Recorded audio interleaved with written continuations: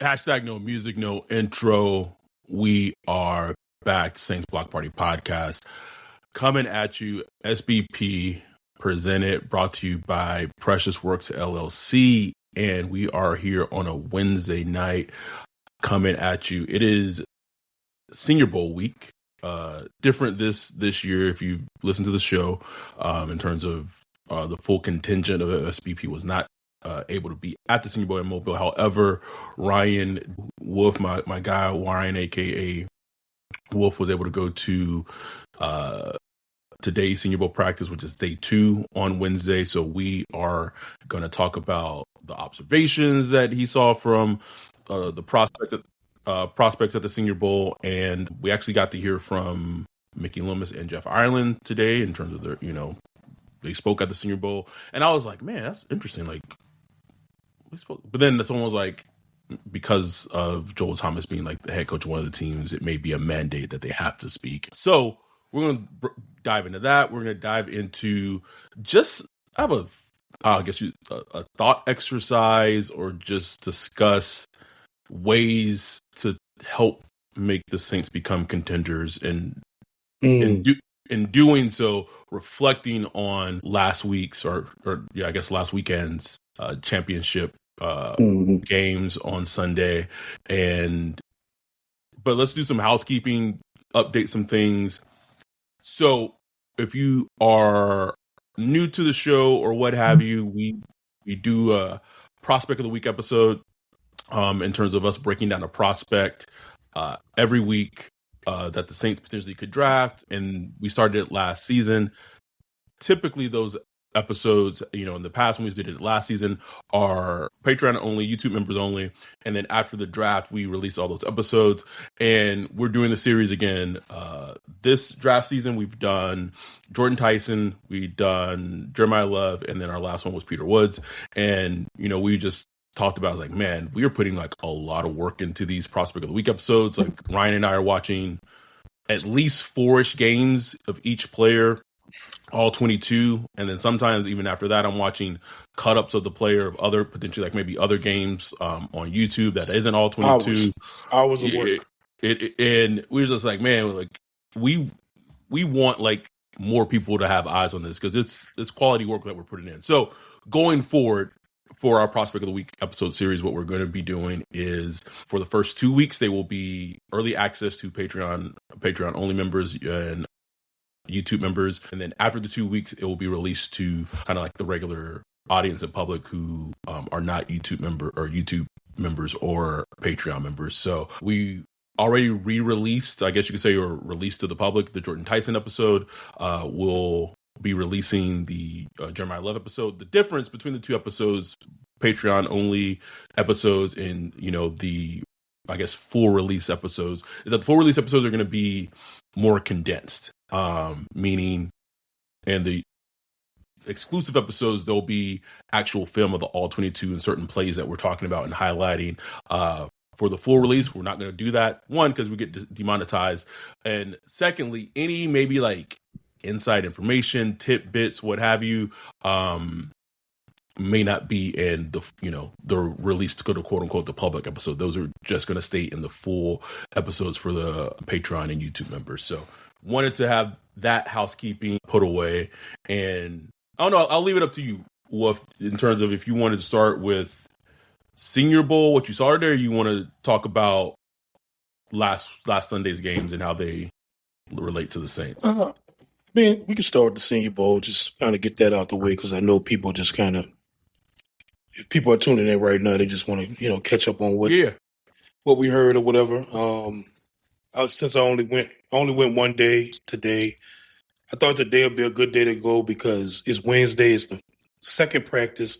First practice, after going for a couple of years, you start to realize, okay, the first practice, guys are kind of trying to figure out what they're doing. Like they're they're learning new plays. They're trying to figure out the flow of the practice and blah, blah, blah, blah, blah. Some of them are pressing too hard. Some aren't pressing hard enough. And then like the last day, guys are pretty much just wrapping it up and getting ready for the game. So that middle day, that Wednesday, is usually the best day because they know what they're doing. It's padded practices. They're going out there. They're in the flow. So I'll pick Wednesday to go just so I can get a good view and come away with some good opinions. And obviously, I couldn't watch everybody. The first practice was the national practice. I can't remember who's the head coach for that one. The Eagles, Clint Hurt or whatever. Okay. Yeah. Honestly, bro, like there was nobody really on that squad I was really checking for. Like, and nobody really stood out to me. The quarterback, I mean, Pavia was on that squad. He does some things, but like, no, I couldn't find myself like really attracted to anybody. There was like that offensive lineman. Yes. What's his name? I literally just saw Rutledge. Rutledge. Yes, Rutledge. Where did he go, to Georgia? Yes. Yep. I ain't gonna lie, bro. Like, you know me with offensive line, bro. Like, I'm not. I do. But you see him and you see him move people, bro. It's like that look like I can't know the Saints like that. I know the Saints like that, bro. Where, like, I don't know if he's like considered like a late first or like second day, day 2, day 3. I don't know. No idea. I would believe he's considered probably a day 2, maybe even day 3 type of player. Like round 3, round 4. And that would make more sense to me. I'm not saying like the Saints are interested or not, but some guys you just see when you're out there, you're like, man, I know that's a Saint right there. That's a Saint. So I don't know. That's the only player from that squad that stood out. But then the American squad came up next, and that was head coached by Joel Thomas, Saints assistant head coach and running back coach and all that stuff. Yep. I mean, you got Scott Tolzien, he's calling plays. You got Nussmeier over there. You got, the whole Saints squad over there, bro. Like, they are over there. So getting real good info. And it's a lot of players on their team, bro. Like, wide receivers was out there balling today, bro. Like, the juice was juicing. The juice was juicing, bro. Ooh. I can't even much lie, bro. Like, I was like, yeah, buddy. And the fact that the Saints coaches are witnessing this, it's just like, you can't tell me they looking at this like, give me some of that, bro. Like, names I really didn't know. Like, I already had like an eye out for HOPEline and Ted Hurst. Ted Hurst is the Georgia State wide receiver. I'm sold, bro. Like, I like everything I see about him. I like just the way he moves, smooth. He's 6'3". Ted Hurst, he's 6'3", 207 pounds. Smooth mover, bro. Plucks the ball out the air. Nice size to him. I got a little audio. I didn't interview him. I tried to get to him, but he had like a ton of people trying to talk to him. Just seems like a swell guy, #swell guy that the Saints would like. Georgia State, obviously not a big program, but like he had like over 1,000 yards there, bro. Like, he's somebody, I think, and he's getting a lot of buzz everywhere. It's like, it's not just me. It's like, he's like considered one of those wide receiver sleepers that, I guess, that third wave of wide receivers that people are looking at, But they had guys like I said, HOPEline. Can't lie, out kind of disappointed in HOPEline.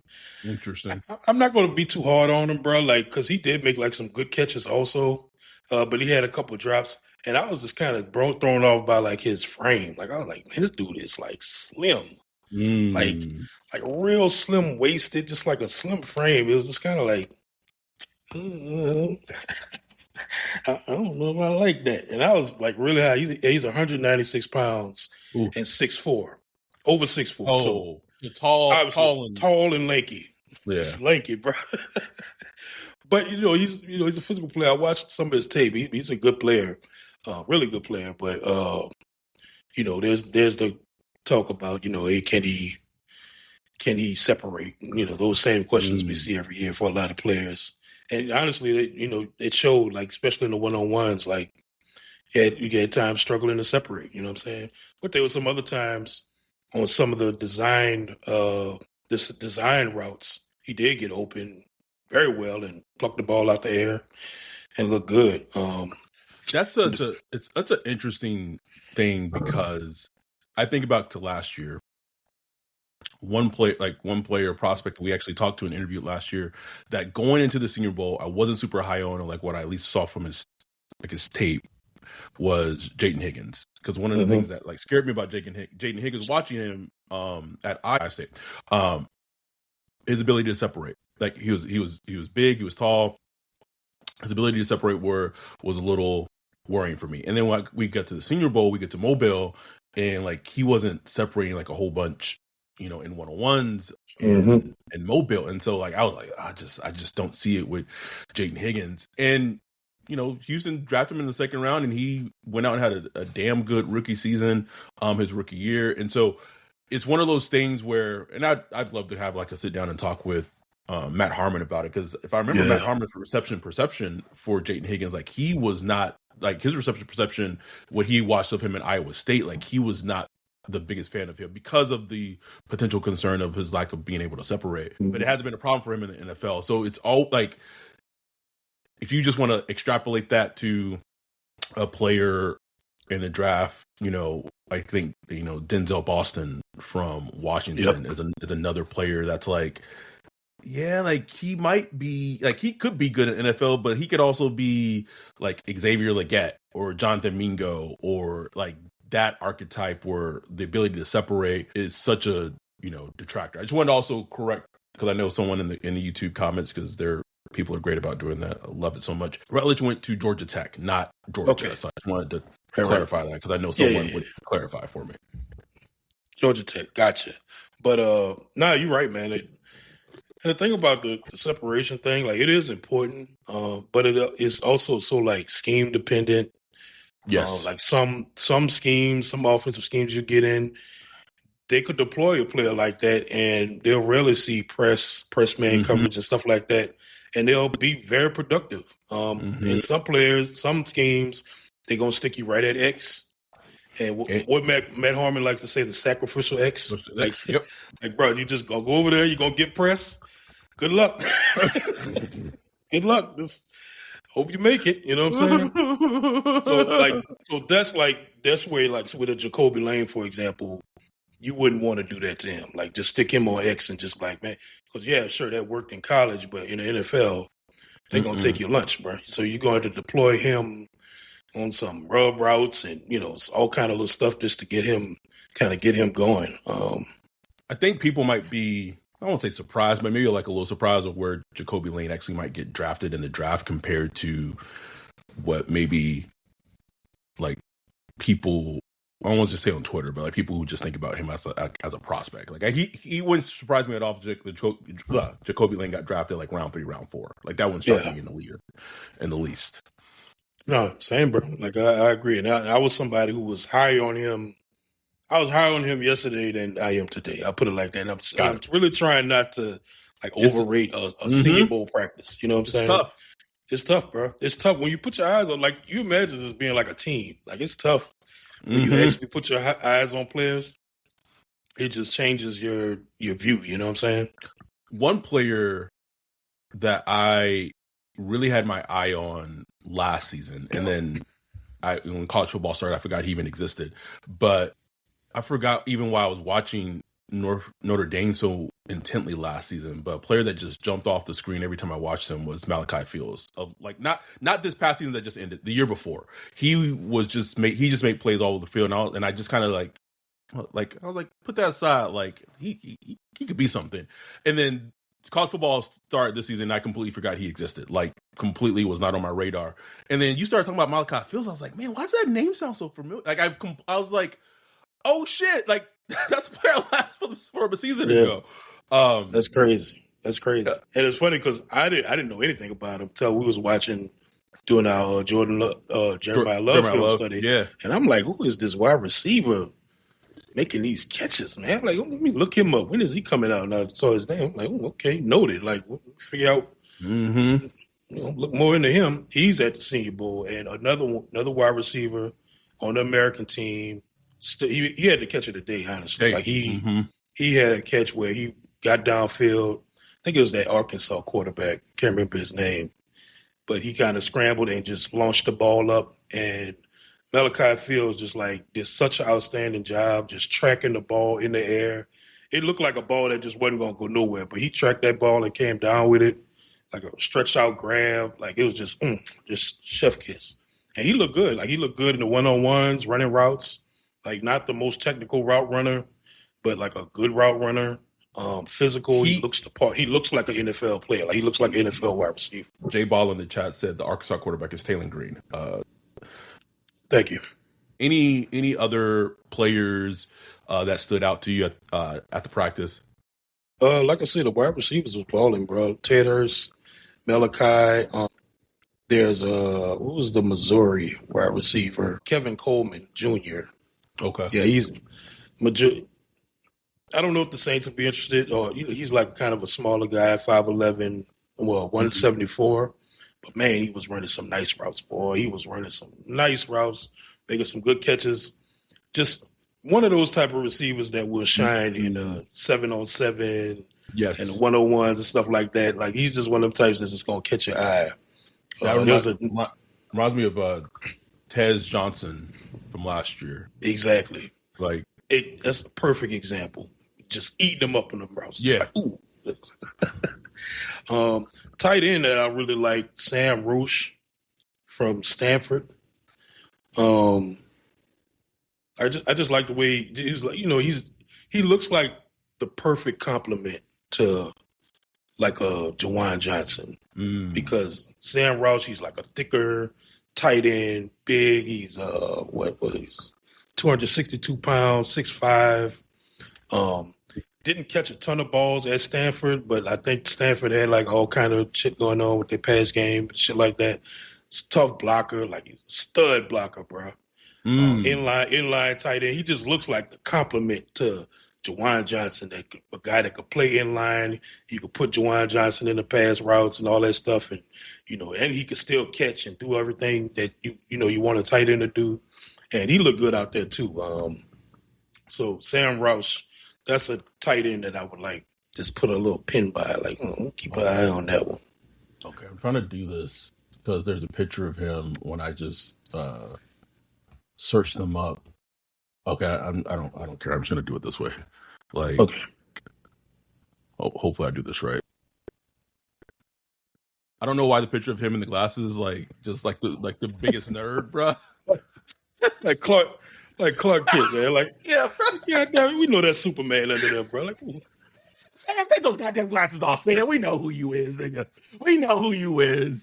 And why the glasses? And maybe it was just done as a joke, but like got the white, the little white tape in the middle and everything, bro. All right, Sam. Sam got jokes, bro. With the Stanford, bro. You know what I'm saying? Yeah, But yeah, that's a tight end that stood out, man. But that was most. I didn't focus much on like the trenches. I know everybody like to watch the offensive line versus defensive line and all that.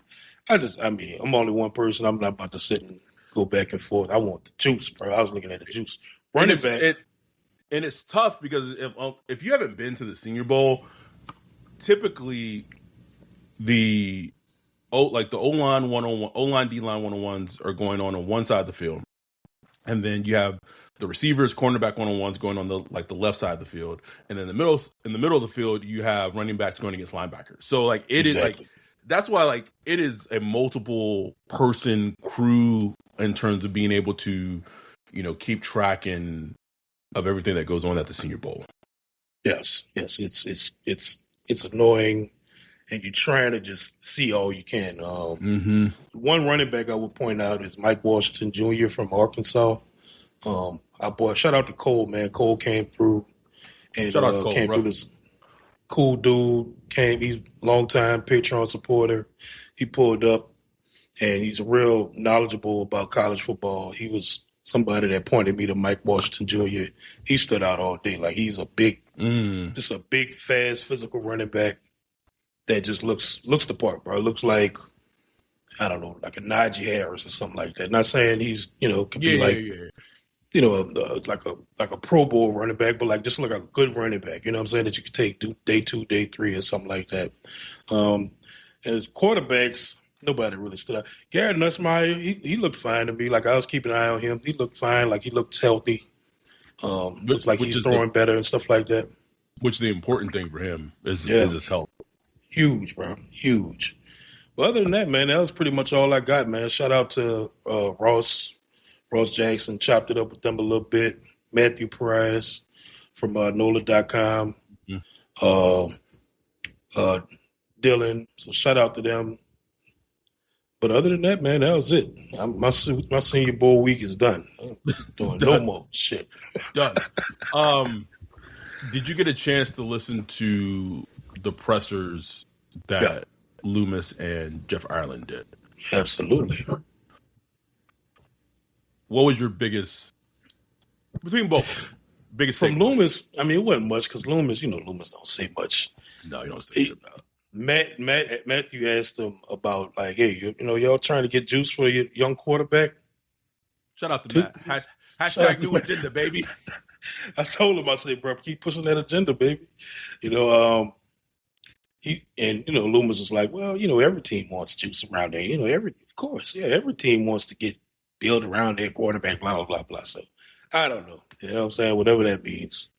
But other than that, I didn't take much from Loomis. But I did take away from. Oh, go ahead. Hold on. I would just say, like, okay, every team wants to put juice and weapons around their young quarterback, but like other teams in the league have actually done it.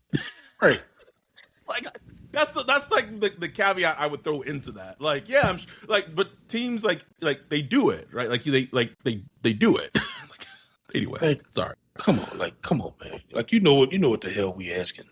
Y'all had this man out there throwing a Ronnie Bell and Kevin Austin Jr. to end the season. I don't want to hear that shit.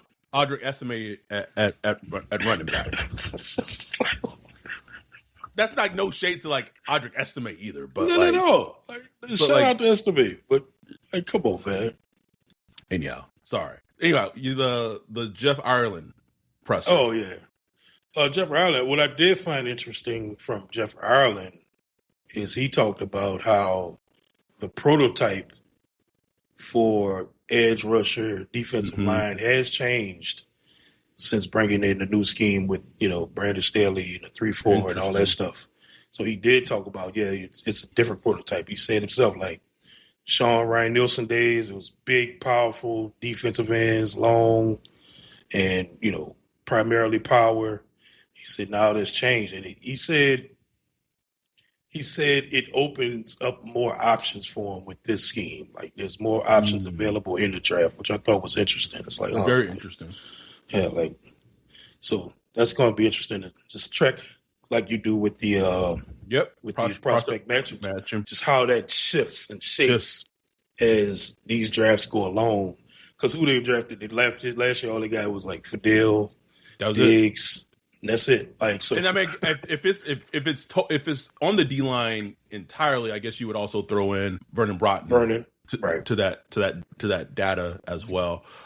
It'll be interesting because when I heard that, I was thinking it's going to be interesting to see when we do the prospect matching because usually, like, since we've started doing, Jay and I started doing that prospect matching, it has been eerily on the money in terms of like all the prospects that the Saints have drafted historically, prospects and undrafted free agents. It's been scary accurate. I think it's only been 2 players, Spencer Rattler, and I think part of that is like their sample size for drafting quarterbacks is so small, and Christian Boyd, defensive tackle. But even that one was like a situation where he was a do not meet, but the team spent so much time with him that I was even kind of pieced together that, so to me, this draft cycle is going to be interesting after the draft happens to see, especially for defensive line.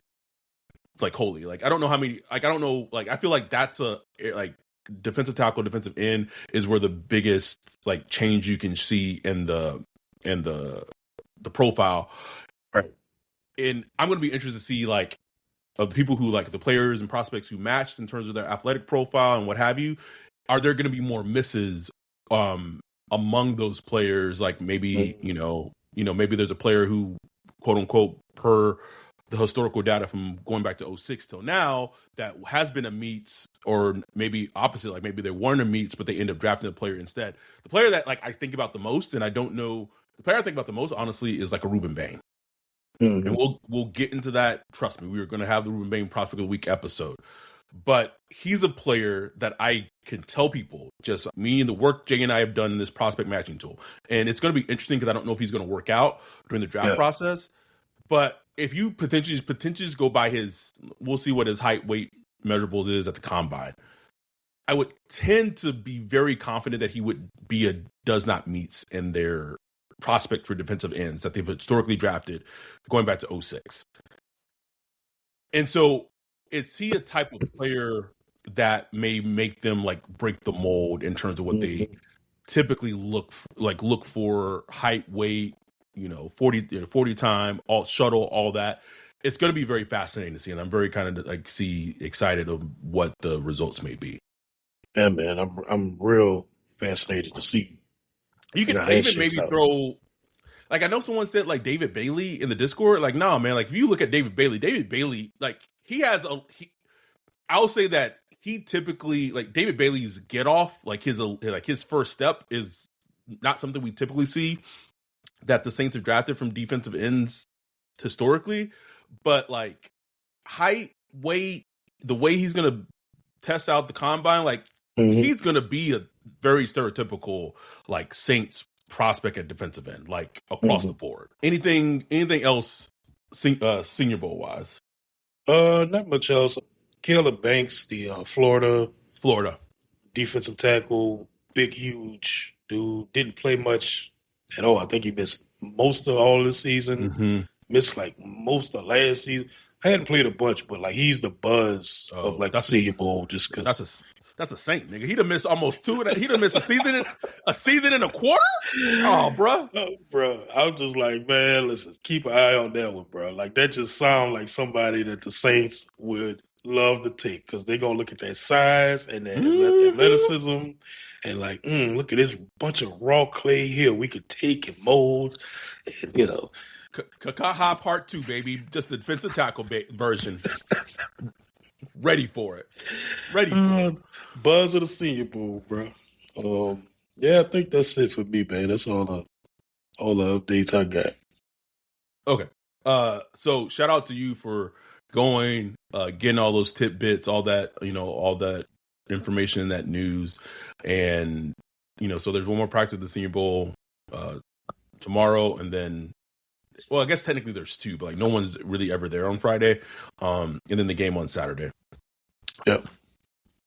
We will take our first and only break of the episode. Then we're going to come back, talk about the Saints and how it ties into Sunday's past championship Sunday from the AFC and NFC championship game. And I just want to have like a discussion of like how can this team be built to beat the Seahawks? Like that's really what I want the segment to be. That's what I want. That's what I want.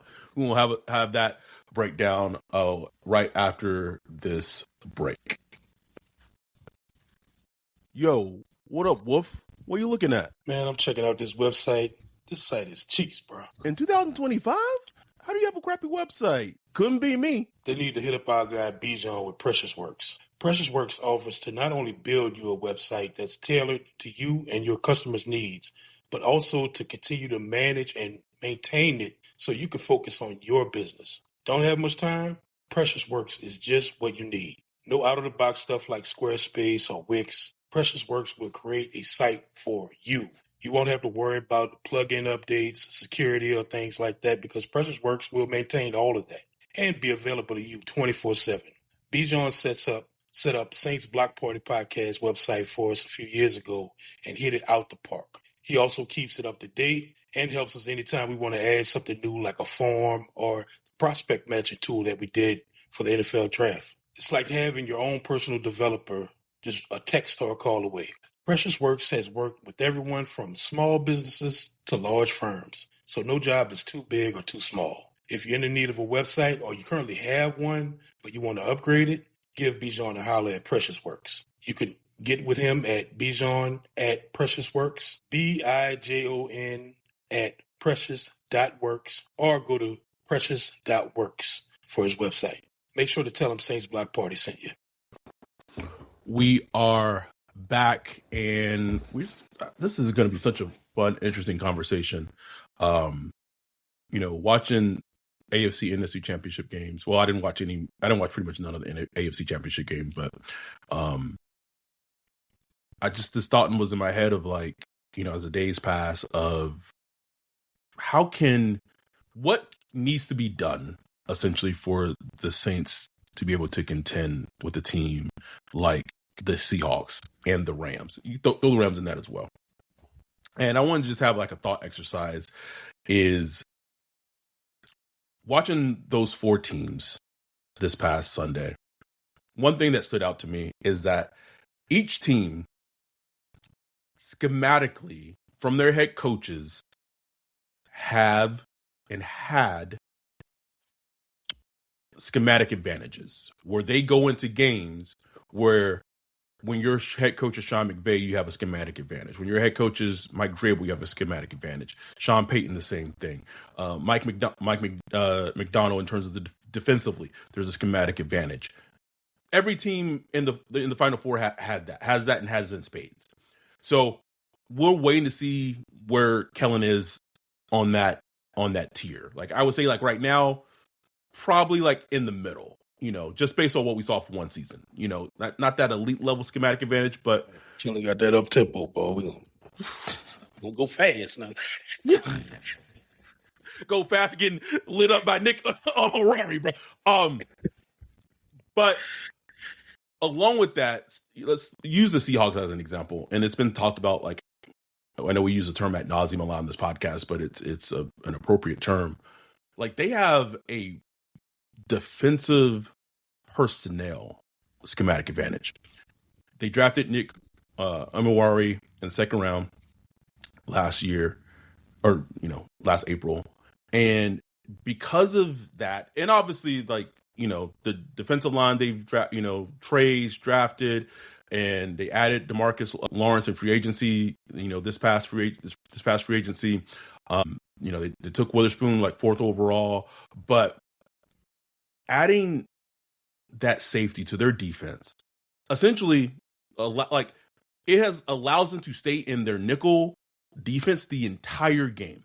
So it doesn't matter if the Rams are coming out in 11 personnel, which is one running back, one tight end. They're coming out in 12 personnel. They're coming out in 13 personnel. They don't have to make substitutions defensively because they just have this personnel advantage defensively because of all it's all the talent that they have, but they had this one missing piece in the safety. We don't got to go base. We don't got to go dime. We stay in nickel, and it's a schematic advantage. Also, all these teams was Seahawks. They had an offensive line, and this is not saying that the Saints didn't invest first round pick in the offensive line, but how many first round picks are on the Seahawks offensive line? Two. Charles and Charles Cross. That is it. That's it. But it also goes to show, and we saw this a little with Clint Kubiak last season when he was the Saints offensive coordinator before the offensive line got hurt. The offensive line looked stellar with Clint Kubiak at offensive coordinator. So that shows to me that it's a coaching component. Yes, the O-line got hurt, but there's a huge coaching component of things. And you saw the O-line be able to pretty much stymie a Rams defensive line, which is their bread and butter. I know they had got 2 or 3 sacks, but most majority of the game, they were dominated, bro. And they also had a strong run game with Kenneth Walker, who's going to be a free agent. And I just started to think, man, I don't want this team to try to do this all in one offseason because it can't be done. If they try to do it all in one offseason, it's going to be a disaster. But thinking of man, what is that one move or couple of moves that can help this team get closer to potentially being able to contend. I'm not going to even get on the whole Rashid Shaheed piece. Like I'll say that for another day. But like when I ask that, what's the first thought that comes to your mind? One, like JSN, just his ability, just having a player of that caliber that could just do everything, bro. Like he could literally do everything and just torch defenses. But also, like you said, like their ability to morph into whatever needs to happen to win. Like we're gonna run the ball, we will run the shit out you. And what really changed it for them is like having Sam Darnold be able to like go band for band with Matthew Stafford, who played great. Like Matthew Stafford was like making some throws. You know what I'm saying? Against a damn good defense too, bro. Damn good defense. But you know who else is making throws? Sam Darnold. And you can say what you want about Sam Darnold, but like he was a very, very good prospect when he came out. And, for whatever, all the kind of reasons, it didn't live up to it until now. But also what's helped him is having that, that protection, the offensive line, the run game, JSN, tight ends, all that stuff around him to where, like, you got the confidence to just kind of, like, build into that. You know what I'm saying? Mm-hmm. Okay, he hasn't had a perfect season. He's had his lumps.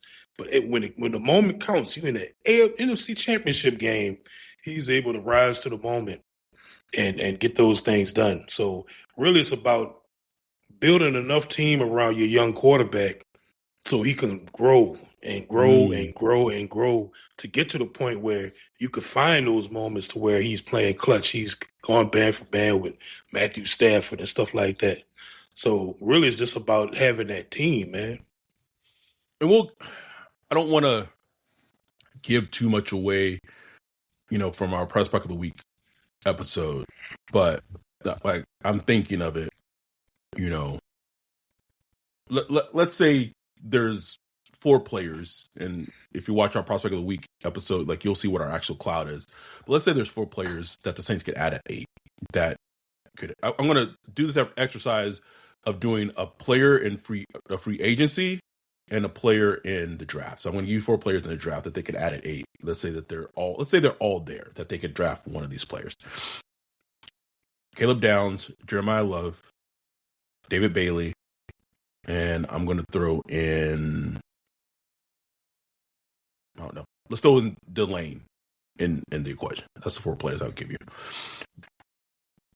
Pick one player that you would add to this team going into the next season and give me a free agency move that you feel that with that player and with this free agency move could help this team get closer to be able to compete with the likes of like the Seahawks and the Rams.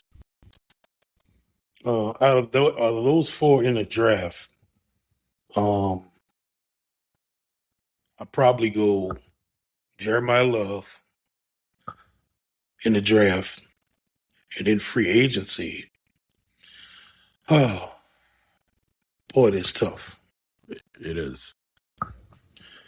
Free agency, I'm going, what's the guard from the Bills? Edwards? David Edwards. On David Edwards. That to be, I know it's one side of the ball. I would like to, of course, object, but I feel like if you get the guard and you get Jeremiah Love, like that, just those 2 moves equal actual wins. Like I think that actually gives you actual wins. Just those 2 moves will give you extra wins in the season. Just those 2 players. It would give you, and it's something I still think the Saints kind of still struggle with, even with the emergence of Tyler Shough at the end of the season. It would give them an identity. Exactly. It would give them because, like, man, bro, it was just, I was like watching that Seahawks NFC Championship game and see how hyped it was. I was like, man, Spence never had a chance. Whatever week 2, week 3, bro. Oh hell no, bro. Hell, bro. No shot, bro. No shot. Because like I just when I'm watching them, I was just like, man, they playing football. Like, they ball, playing football, bro. And I know that feeling because it reminded me of the 2011 San Francisco divisional game a little bit. Just like you feel like the whole stadium is just against you. Yeah, it's like, bro. Yes, it's like a pressure, like the crowd loud and the defense hitting, special teams hitting, the offense was like, get me out of here. I'm gonna kill my.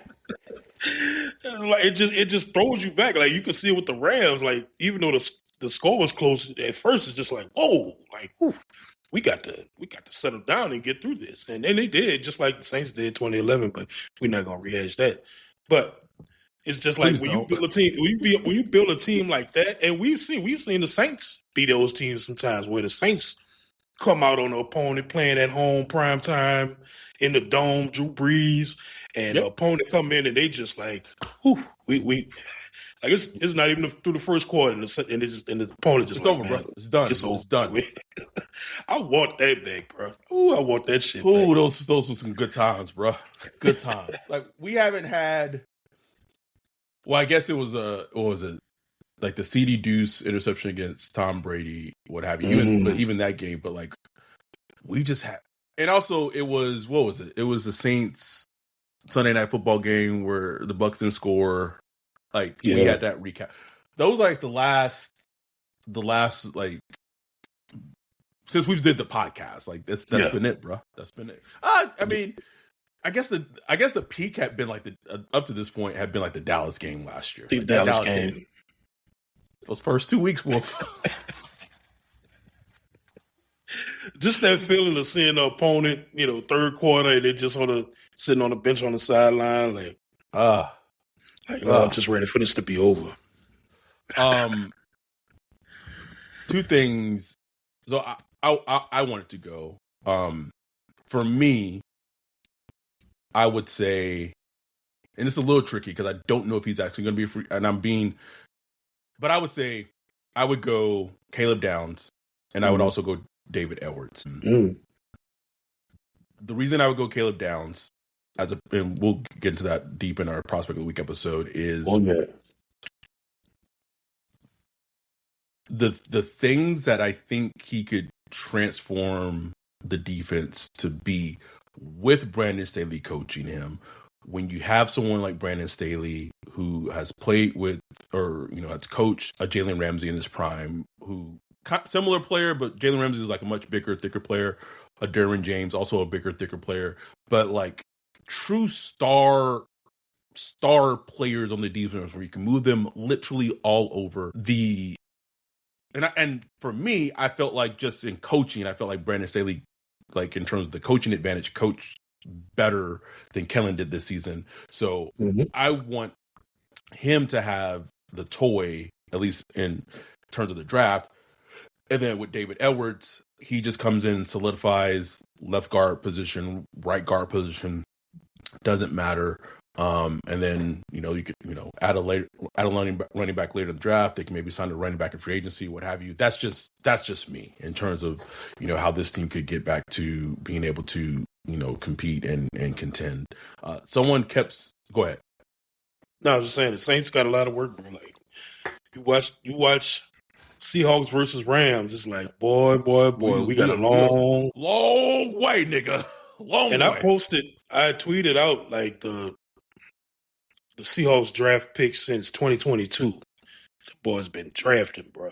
Like they've been drafting they ass off. Not just the first round, second round, third round, fourth round, fifth round, sixth round. Yeah, they had a couple of misses in there, but like overall, when you look at like the totality and you look at the names, it's like this is why they are in the Super Bowl right now. Like you just look at it.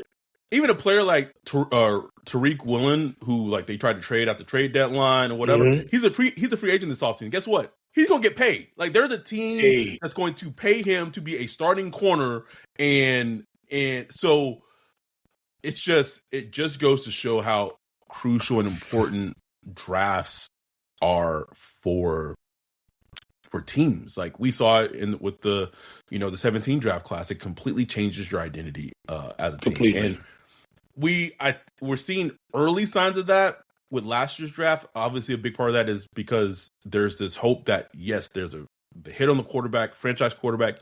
You hit on your left tackle, man. You gotta build upon that. I will say something that was very interesting.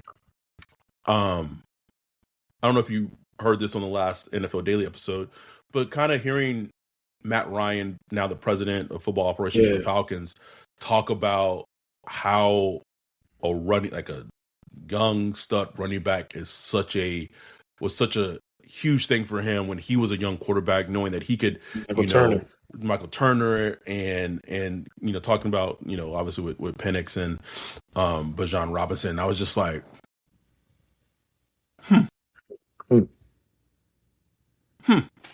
Interesting. And Ryan was spitting, bro. He was, bro. He was, bro. I hated President Matt Ryan.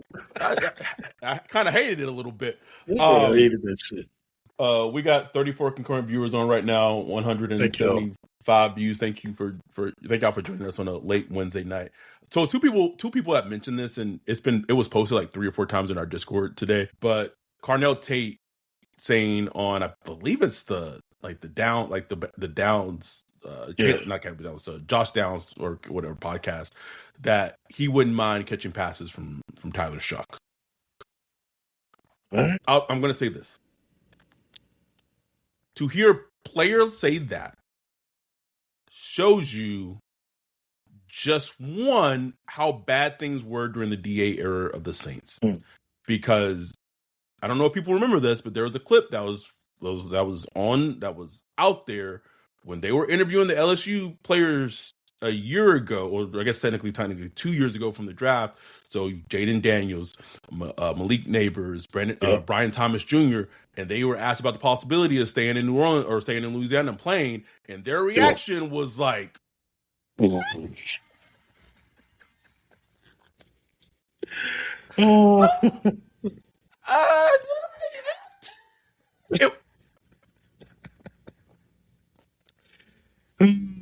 They pulled the Ethernet out the plug. Sorry. Whoa. When other, even players who aren't even in the NFL yet, right, potentially see that there's a dude or potential of a dude at quarterback, and oh shit, he throwing that ball. Oh, okay. Yeah. And there's also the whole whatever. It Ohio completely State changes the whole vibe and the temperament of the team, because now you have Carnell Tate, who's probably end up being a top 10 pick, top 8 pick, who is saying, shit, I wouldn't mind catching. I think he had mentioned Josh Allen initially, but bro, you ain't the Bills ain't, unless the Bills trading up to the top 10. You're not catching passes from Josh Allen. I'm sorry to break that news to you. But for him to also mention Tyler Shuck, that is the power of what having potential of having a quarterback does for a team, that the whole vibe and temperament has done a 180 just in almost a season. A half a season. Which is just crazy. So imagine, and you go out and add to this season. You go ahead and you have a really good season where your offense really cooking, and Tyler Shuck takes the next step, and Kellen Moore showing what he could really do. Then you're gonna have so many players wanting to come to New Orleans, wanting to come play for Kellen Moore, wanting to come catch passes or run the ball for Tyler Shuck. That just changes the game, bro. Changes the game. So that was nice to see, bro. When I saw that little clip, I was like, okay. They watching. Okay. They watching the Saints. Right. Any thoughts, and as we wrap this up, any thoughts of Alontae Taylor's agent in terms of his Instagram post story? Get out of here, man. Hey, man, go power to him, bro. My boy trying to go get that bank. Top two? Not I hate two. Okay. Hey, bro. Hey, listen, man. Your man got confidence, bro. Oh, yeah. And I'm not it is man, go I know we make a lot of jokes about Alontae, bro. Go out and get paid. Truly. It is, and this is not sourced. Because I like to preface and say when like I have some insight, but like this is not source, not insight. The more I think about it, the more I hear, like, I don't know if Alontae don't be back, bro. And I'm not. Yeah, and I'm not. I don't just feel don't. like it. I don't feel like it. Just feels like he is going to hit the open market. He is going to. It's a not a great free agency class at all. And I just feel like there's going to be a team out there that has an abundance of money and sees like his athleticism and sees like the flash plays that he's made over his career. And there's a coach out there that could be like, I think some of that has already been done. Like his agent, I'm sure his agent has already talked a few numbers with the Saints, at least like preliminary numbers. And I'm sure like agents, but this is what they do. Like they go around the league and get preliminary numbers around the league. And I'm sure he's feeling like, man, Alontae can do better somewhere else. Like, and I honestly think like he might fit in on like a different defense. Like some defensive coordinator looking at Alontae like, man, that's my missing piece. You know what I'm saying? As crazy as it is, some of them might feel that way. So like I can see like the team like the Ravens doing it, a team like has a lot of cap space, like the Titans and what have you. Like they just need Titans. I keep thinking of the Titans. Like I can see Salah saying like, man, I can also like he went to Tennessee. You know what I'm saying? Right.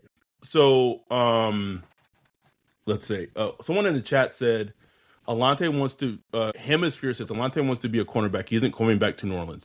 But what are you talking about? Like he played the slot position. Like that's a corner. Like he played the slot. The nickel slot cornerback position. If he's expecting to go out there and get paid as an outside corner, he's going to have a very rude awakening, like a very rude awakening. They could pull up them snaps and see them. Randy Major 6571 said this feels like CJ GJ all over again. It feels completely different. No, I think different. People thought that the reason he was traded, like CD got traded, was because of money.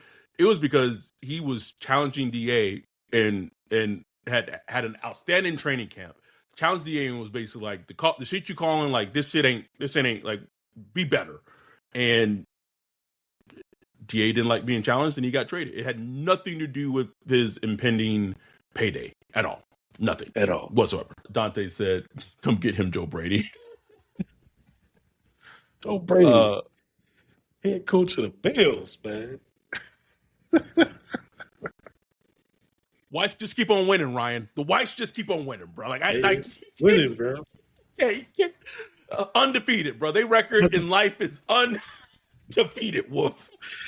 Oh boy. Bro, I'm not gonna get in my Joe Brady soapbox, bro. I'm not gonna get it. Who that ball said? I don't know if y'all caught the. I think you maybe joined a little late. Caught the presser with Mickey and Jeff. Even the Saints media is asking about quote unquote juice. The Saints media definitely listen to y'all. I don't think the Saints media are listening to all. Like probably some of them do, but like it's just glaring at this point. Like it's not glaring, just us thing. Like the data shows how little they've invested into running back, tight end, and right receiver historically. Like I'm gonna pull that chart up at some point. It's borderline criminal of how little they've invested in those positions. Like 4 tight ends they've drafted, like 4 or 5 tight ends they've drafted. The fact that we can name all the tight ends is a problem. You know what I mean? Jimmy Graham, Alize Mack, Adam Troutman, Moscato. That is it. That is it. Do you know how sad? Like, do you know how like neglectful and sad that is? And they will be like, "Well, you guys got Juwan Johnson, and we got him in free agency." But like, Juwan Johnson was like a wide receiver, then got converted to like a tight end his second season. Like, so can we stop that? Can we? It's just like the fact that like I easily named off the 4 tight ends that they've drafted in what like a almost 10-15 minute year span is criminal.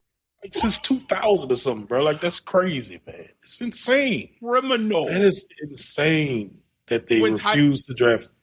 When tight ends have completely shown that if you get like a good to great one, completely changes your offense like tremendously. And you can. I'm not gonna say you can find them all over, but you can find them. You know what I'm saying? Yes. Like, I think the like last year. George Kittle in what, the 5th round? I think it was the 5th round.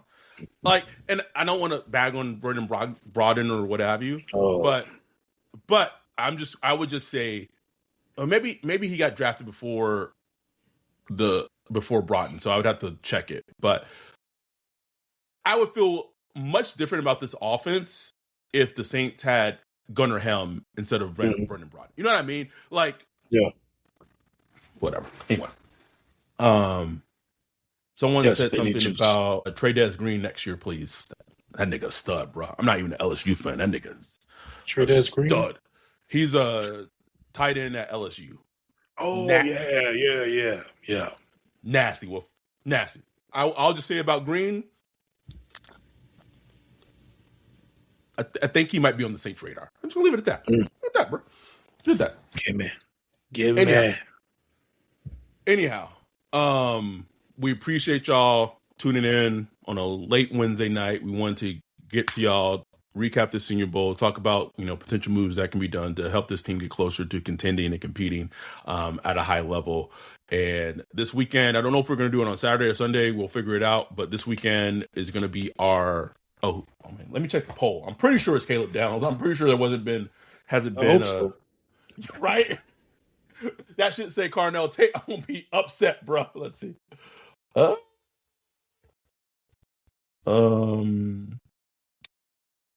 It's close, but I can pretty much call it because the poll ends in 1.5 hours. So it's going to be the Caleb Downs Prospect of the Week episode, which is good because Wolf and I have already started watching Caleb Downs. And just spoiler alert, he might be my favorite player in the entire draft.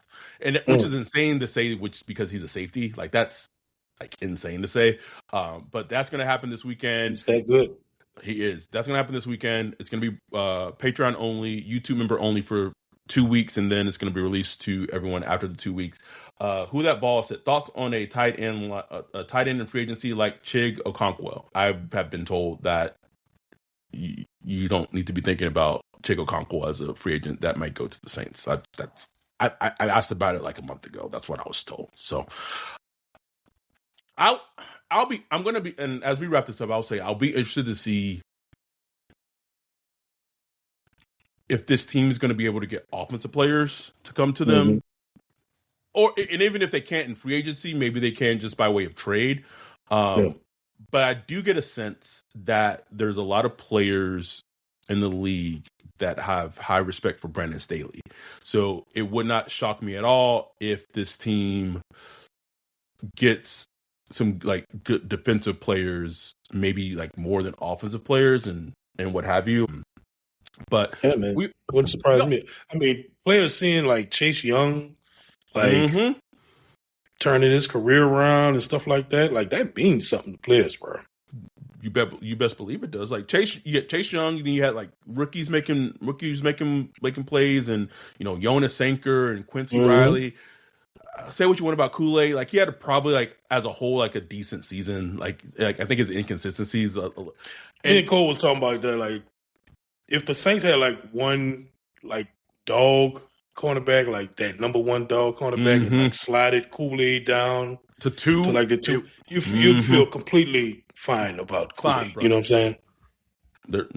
Masur Delane, but that's a different conversation for a different day. I also think that it's funny to say this because it had not been that way for such a long time. Once we've had an elite cornerback like we had with Marshawn for so long, like once you tasted that life, nigga, you like, this is it's different life, boy.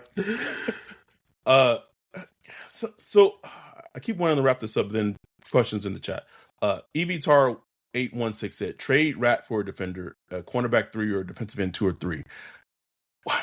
The question I would ask, and this is not me holding on to like hashtag the agenda or anything like that. I just don't understand the rush to trade Rattler, right? Like because it comes up in our Discord like a lot. Yes, and the reason I say that is now, if the team was offering like a 4th, like buy, right?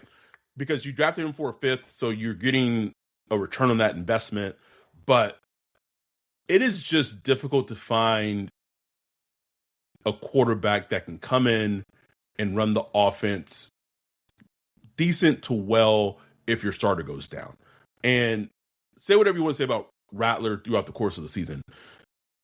Like before those games that he had against Tampa Bay or Bears and then Tampa Bay. Like, he was playing some pretty decent to good football. To like, they weren't getting the wins, and that's a huge part of it. But he was playing some decent to good football. Not saying he was playing better than the Shuck or what have you. That's what we see what Shuck did in the later part of the season. So I would just go back to, like, I don't know what like this like rush is. Like, having a young backup, kind of like how the Eagles have with Tanner McKee right now. That valuable. It's super valuable. It is super valuable. Super valuable. Now, again, if a team came at you with something of like, I would say a fourth, right? For me, a third. It would take a third. It'd take a third for you to get Rayla out the building for me, or like, I don't know, some kind of package, like a player, like including a player or something. I don't know, something like that. But it would have to be worth it. Like right. It's like, I don't know if I got a good backup. I'm solidified at backup. Like, I'm good. Like, he's going to be going into this, like, you at the very least, you potentially have him for 2 more seasons. Like, he's going into his 3rd year, he's in his 4th year. So that's where next season, that's when you really start considering it. You know what I'm saying?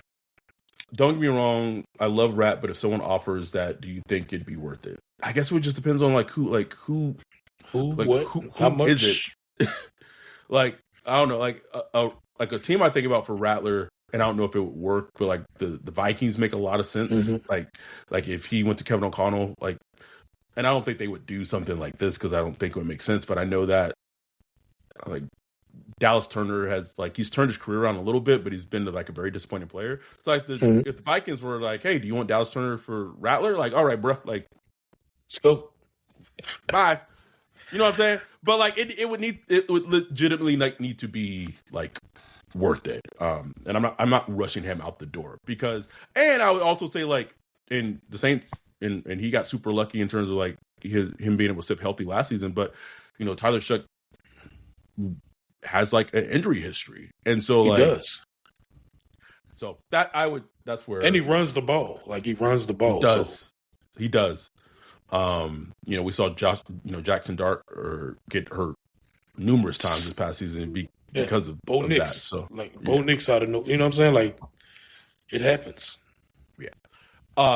Anyhow, y'all, appreciate y'all for tuning in, checking in on Random Wednesday night. We're going to be back this weekend. Very excited to talk about Caleb Downs on our Prospect of the Week episode. Once we know if we're going to do it on Saturday or Sunday, we'll make sure we put it out, we post it and everything. And we will move full steam ahead in the off season, full go. We'll see what, like, the credentials for the combine's been requested. Waiting to hear back from NFL, see what happens on that front. If they get denied, I'm going to be sure to make an uproar like I did last year and make sure, hopefully, that we can be in the building for the combine in Indianapolis and get everything out and hope and have a great time, and all the prospects and everything. Only thing that makes me annoyed about the combine is like all the juice. Like, the juicy prospects interview like Thursday and Friday, and it's like, so if I end up going, like, I'm literally going to be in Indianapolis for like a whole fucking week, and I'm like, damn, that's like all my vacation time, bro. Patreon.com/ThanksBlockParty. Please throw that out there. But we appreciate y'all. We love y'all. We'll be back this weekend for our next Prospect of the Week episode. With that, we are out. Peace.